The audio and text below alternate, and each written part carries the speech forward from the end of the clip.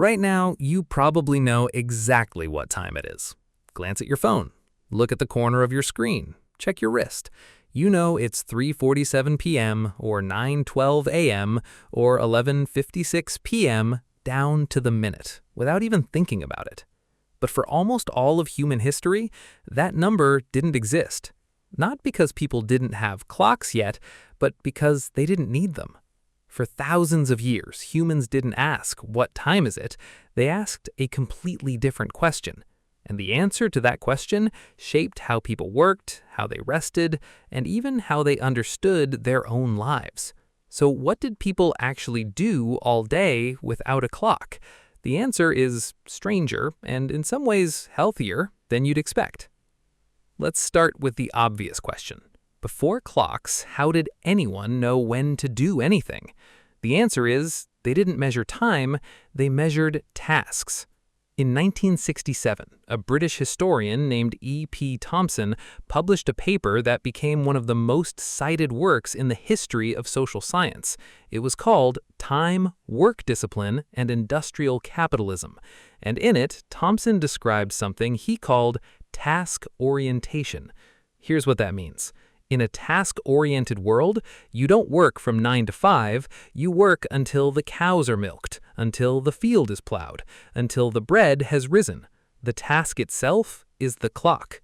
A day's work wasn't a block of hours, it was a list of jobs, and when the jobs were done, the day was done, whether that took 6 hours or 14. This wasn't primitive, it was logical. Because for most of history, the actual enemy wasn't wasted time, it was an unfinished harvest before the rain came. Now here's where it gets interesting. This didn't mean people had no structure at all. Quite the opposite. Medieval Europe ran on one of the most rigid time systems ever built. It just wasn't a clock, it was a bell. Starting around the 4th century, the Christian church divided the day into what were called the canonical hours. Prime at dawn, terce mid-morning, sext at noon, nones mid-afternoon, vespers at sunset, compline before sleep. Monasteries rang bells for each one, and because monastery bells could be heard for miles in a world with no traffic, no engines, and no background noise, entire villages set their lives by them without owning a single timepiece. Farmers agreed to meet after the none bell. Markets opened at terce. It was a shared public rhythm. You just couldn't see it. You could only hear it. But there's a strange gap hiding inside this system, and almost nobody notices it. The bells only worked during the day. Once the sun went down, the entire system collapsed.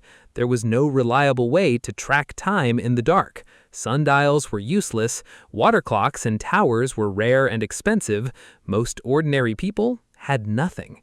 Which means for roughly half of every 24 hours, medieval humans had genuinely no idea what time it was. If you woke up in the dead of winter, you had no way of knowing whether you'd been asleep for 2 hours or 9. One diary from the period described waking in total uncertainty, unable to tell the 3rd hour of night from the 9th. Now, think about what that actually means. An entire civilization functioning for centuries with a built-in nightly blackout in its own sense of time. And this is where the story stops being about bells and starts being about something much bigger: how differently people experienced an ordinary day. Because without a fixed number attached to every hour, time didn't feel like a countdown, it felt like a rhythm. Thompson pointed out something that's easy to miss today. In task-oriented life, there was very little separation between work and life. A farmer plowing a field might stop to talk to a neighbor, help deliver a calf, or nap through a rainstorm, and none of that counted as wasting time, because there was no clock keeping score. Compare that to what happened next. By the 14th century, mechanical clocks began appearing in towers across European towns. By the height of the Industrial Revolution, they were in every factory. And Thompson's real argument, the one that made this paper so influential, was that clocks didn't just tell time, they created a new kind of discipline. Time became something you could waste, save, spend, or lose. For the first time in human history, being late became a moral failure instead of a meaningless concept. The clock didn't just measure the day, it started controlling it. So here's the uncomfortable question. If task-based time was so natural, so tied to the actual rhythm of human effort, why did we abandon it so completely? The answer is almost embarrassingly practical. Factories can't run on whenever the task is done. A production line needs every worker in the same place doing the exact same motion at the exact same second. Task time works when you're plowing your own field. It falls apart when 100 people have to move in sync. So the clock won, not because it was better for humans, but because it was better for output. And once that shift happened, it never reversed. It expanded into schools, which now run on bells, the same instinct as a monastery, just secularized, into offices, into your phone, buzzing at 6:30 a.m. whether your body is ready or not. Here's what's easy to miss in all of this. We didn't just gain the ability to tell time precisely, we lost something else in the trade. A world where your value wasn't measured in minutes, where productive wasn't a personal identity, where a slow morning wasn't a failure to optimize, it was just a morning. The people who lived by task time weren't lazier than us. They were, in a strange way, more present. Their day expanded and contracted around what actually needed doing, not around an arbitrary number on a wall. We traded that for precision, for synchronization, for a world where everyone can show up at exactly 9 a.m. at the cost of a world where nobody had to.